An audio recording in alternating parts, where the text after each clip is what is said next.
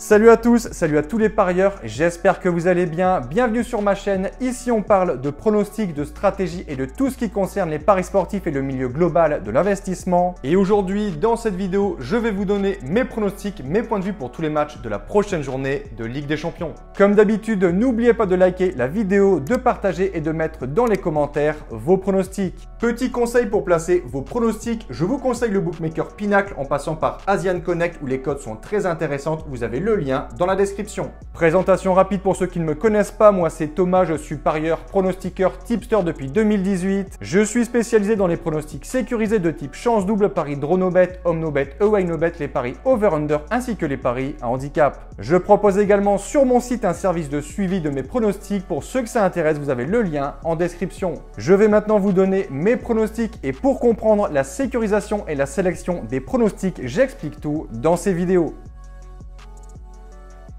On attaque ces huitièmes de finale, les Belges de Bruges reçoivent les Anglais d'Aston Villa. On a ici selon moi l'une des affiches les plus ouvertes de ce tableau. Très belle saison de Bruges, en plus de leur seconde place en championnat et de leur finale en Coupe de Belgique. Ils réalisent un superbe parcours en Ligue des Champions. Après avoir terminé 24e de la phase de Ligue, les Belges ont sorti en barrage l'équipe de l'Atalanta sur un score cumulé de 5-2 avec 2 victoires et en plus la manière. En face, Aston Villa, contrairement à Bruges, on a ici une formation en difficulté en Première Ligue où ils occupent la 10e place, mais par contre équipe solide en Ligue des Champions. Niveau confrontation, ces deux équipes s'étaient déjà rencontrées lors de la phase de Ligue en novembre et les Belges s'étaient imposés sur le score de 1-0. Mon point de vue pour ce match, je vois les Anglais s'imposer 1-0 également. Seconde affiche, Allemagne, le Borussia Dortmund reçoit l'équipe du LOSC, seule équipe française à ne pas avoir dû disputer les barrages grâce à leur 7e place. En tout cas, superbe parcours des hommes de Bruno Genesio qui ont réalisé de superbes performances durant cette phase de Ligue. Des succès contre des cadors comme le Real Madrid, contre l'Atlético de Madrid, Sturm Graz également contre le Feyenoord de 6-1. On a aussi un nul contre la Juventus, bref, Lille a montré que c'était une superbe équipe. Par contre, en championnat ce week-end, ils sont tombés sur un très grand pari avec à l'arrivée une défaite sur le score de 4-1.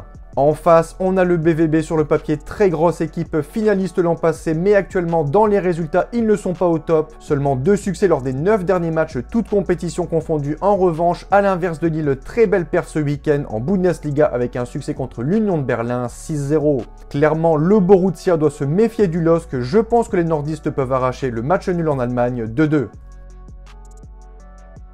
Troisième match, le PSV accueille les Anglais d'Arsenal. Les Hollandais ont eu très chaud lors des barrages. Ils ont sorti la Juventus après une défaite au match aller et un match retour remporté en prolongation. Les Gunners, de leur côté, avaient terminé à la 3e position derrière Liverpool et Barcelone. Mais attention, le PSV, c'est une équipe qui réussit très bien contre Arsenal dans les confrontations directes. Sur les 4 derniers matchs entre ces deux équipes à domicile, le PSV n'a pas perdu 2 victoires et 2 matchs nuls. On a également quelques statistiques qui vont toutes dans le sens des Hollandais. Arsenal a beaucoup d'absents et surtout sur le plan offensif, aucun attaquant titulaire sera présent, Saka, Havertz ou encore Martinelli, et il y en a encore. Deuxième point, le PSV est invaincu depuis 24 matchs à domicile depuis le 6 juillet exactement. Troisième point, Arsenal n'a gagné qu'un seul de ses 4 derniers matchs contre Leicester pour un nul contre Nottingham et 2 revers contre West Ham et Newcastle. Mon point de vue, le PSV a beaucoup d'avantages mais je ne les vois pas gagner, je vais partir sur un nul un partout. Quatrième affiche, le Real Madrid contre son voisin l'Atlético de Madrid. À la fois le club le plus couronné dans l'histoire de la Ligue des Champions et également tenant du titre, le Real Madrid a toutefois été mis en difficulté dans cette campagne. Les Madrilènes ont dû jouer les barrages et en plus ils se sont tapés un très gros morceau Manchester City, mais au final on a un succès à l'aller 3-2 et un autre au retour 3-0 avec un grand Kylian Mbappé. À l'inverse de son adversaire du soir, l'Atlético de Madrid a très bien négocié la phase de Ligue. Ils ont pris la 5e place du classement grâce notamment à 5 succès en fin de parcours. Les Colchoneros sont encore engagés sur plusieurs tableaux, notamment en Liga. Ils sont en lice pour le titre 2e du classement. Les hommes de Simeone ne comptent qu'un point de retard sur le leader, Barcelone. Côté confrontation, les matchs sont souvent très serrés entre ces deux équipes de Madrid. Les 3 dernières confrontations entre ces deux-là se sont soldées 3 fois sur le score de 1 partout en 2024 et 2025. Mon point de vue, à domicile, je vois un succès des hommes d'Ancelotti 2-0. On poursuit avec les matchs de ce mercredi. Feyenoord, Inter de Milan. Les Interistes ont réalisé une très belle campagne terminant la 4e position. Ils possèdent également la meilleure défense de la compétition. Un seul but encaissé, ce qui montre la solidité défensive de cette équipe, sans oublier un secteur offensif très bon également. Sur le papier, l'Inter possède un effectif beaucoup plus expérimenté que son adversaire. De plus, cette équipe hollandaise vient de changer d'entraîneur. Il montre également quelques grosses lacunes. On l'a vu sur leur raclée contre Lille 6-1 où ils ont clairement totalement arrêté de jouer en seconde mi-temps. Je pense que cette formation manque d'ambition. À l'inverse des Italiens très sérieux, je vois un succès de l'Inter 1-0.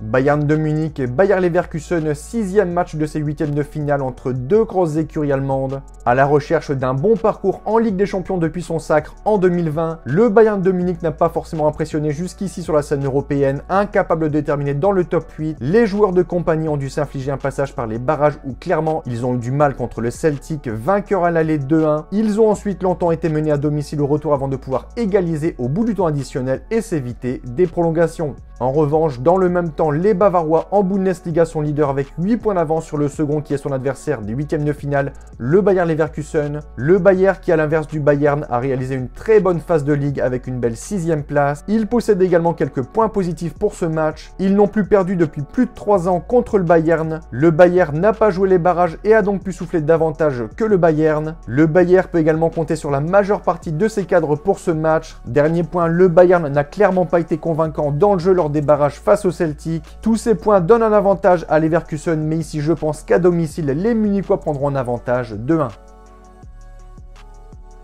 7e match, Benfica retrouve Barcelone en Ligue des Champions en 8e de finale. Une bonne car ils pourront envisager de prendre leur revanche de leur revers en phase de ligue avec le but de la gagne inscrit dans la polémique en fin de rencontre défaite 5-4. Et une mauvaise car le Barça est invaincu en 2025 et semble être l'un des 3 favoris pour le titre final. Les Portugais ont eu très chaud lors des barrages contre Monaco avec une égalisation en fin de match qui les a qualifiés, mais que ce fut dur pour Benfica.